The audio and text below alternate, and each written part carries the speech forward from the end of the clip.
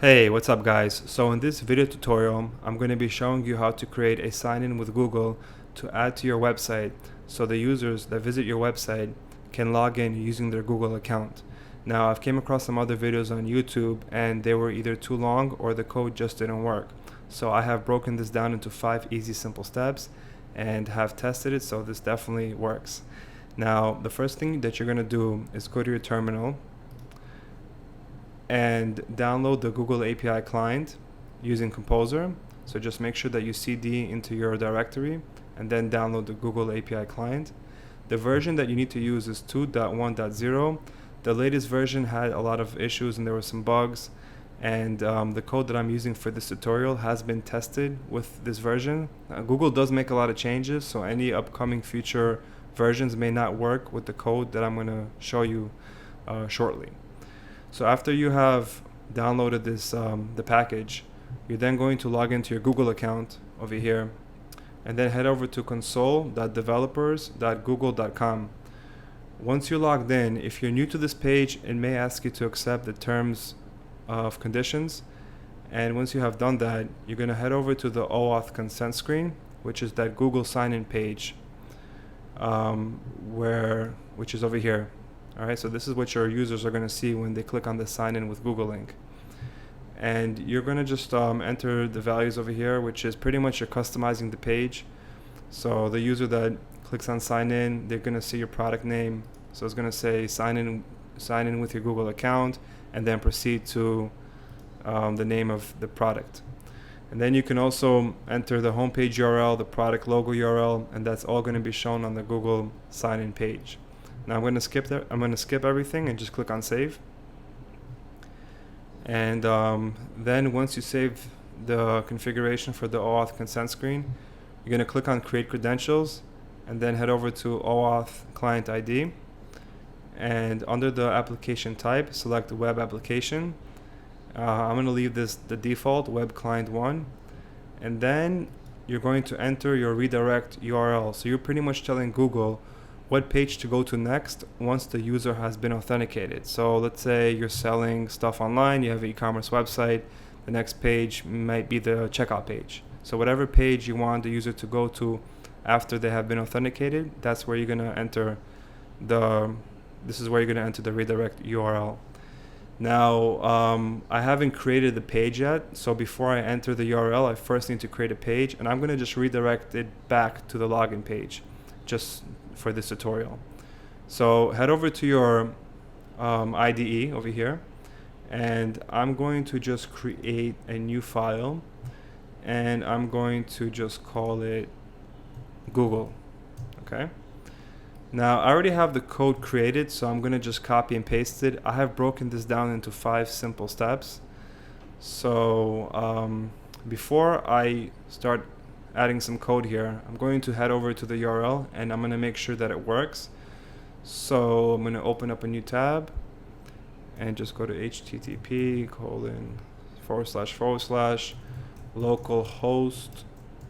sign in and then google.php. Alright, so that works. So this is going to be my redirect URL. This is where I just want it to be redirected after I've been authenticated.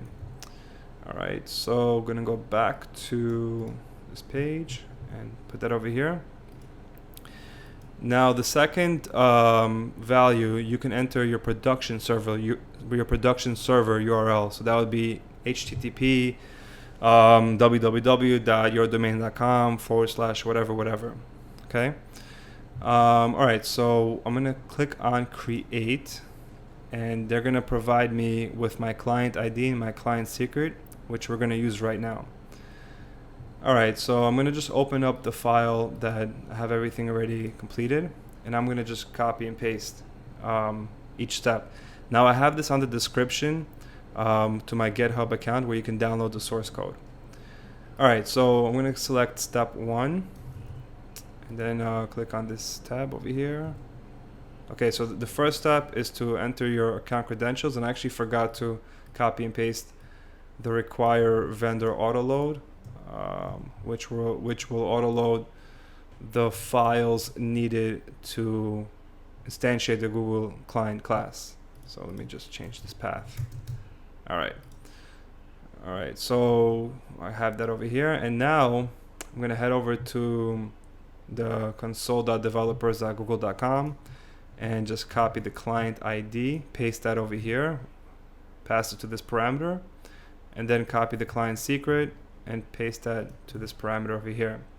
And then the redirect URI is gonna be the same as the one you specify. So I'm gonna just copy this, paste that right over here. And that should be it. So before going any further, you want to make sure that everything is working and that you're not getting any kind of errors on your page. So you're going to go to the page and just refresh it. And there's no errors, which is a good sign. Now the second step is to actually create that login URL. So I'm going to copy this over here and paste that over here. So Google is going to generate an authorization URL, which you're going to use for the href. And it creates the authorization URL based on the configuration you pass into the parameters. So the client ID, client secret, redirect URI, all this information is going to create an authorization URL, and you're going to use that for the href. So let's see how that looks. I'm also going to open up my editor over here and refresh it, and here we go. This is the link, and if I inspect this link over here, as you can see, this is where that link is used, the dynamic link. All right, so make sure it's showing. All right, so the next step is to get the authorization code, and I'm gonna explain you what that is. So when the user has been authenticated on Google, Google is going to respond with an authorization code, okay? That's going to be on the URL parameter. So I'm going to show you what I mean. Let's do a var dump on the code, and let's sign in. So I'm going to sign in, select an account, and as you can see, it came back with a code, all right? And this is the code over here. So we're going to use this code, and just before I do that, I'm gonna copy step number 4. All right, we're gonna use this code, and we're gonna pass this code into this function over here, which will fetch the access token. Okay, and then with the authorization code, so it's gonna fetch the access token, and then we're gonna grab that token and pass that token over here, so we can now set the access token. And this is going to be wrapped in a try catch block, just in case there's going to be any kind of errors. We can see what they are. And then we're going to get the payload. So the way we get the payload is just simply by verifying the ID token over here. We're going to use this method. And now we're going to var dump the payload to make sure that we're getting a payload. So that's going to be over here. And I'm going to log in again through Google. If you refresh the page, it may not work. Let's just try it again. Oh, it does work. Okay. All right. So I refresh the page. If it doesn't work, you just simply click on login through Google and it will work. So we have the payload, and now the payload is an array, and now we can retrieve the email, right? Let's say, because right now we set the scope just to receive the email. I think you can get the other information, such as the full name. You need to look into their documentation to see what other information you can get, but so far I just entered the email, and you can use the email to save into your database if you need to. And I'm going to just echo the email,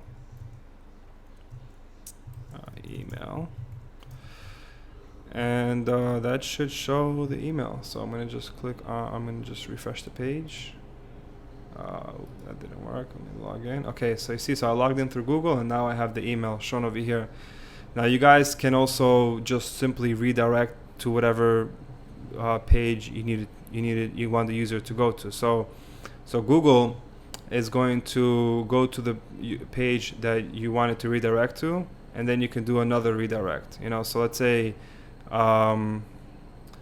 let me see here. So let's say you have a login page, right? And you want your user has to redirect back into the login page, because you have to complete the rest of the code, right? You have to obtain the the authorization code and do all that stuff. So once you come back to the login page, which is actually going to be the redirect page, then you can redirect the user to whatever page you wanted to redirect. Once everything has been authenticated, you can do some other things like insert some stuff in the database. Whatever it is you want to do, you can do that once the user has been verified. So you can check like the payload over here.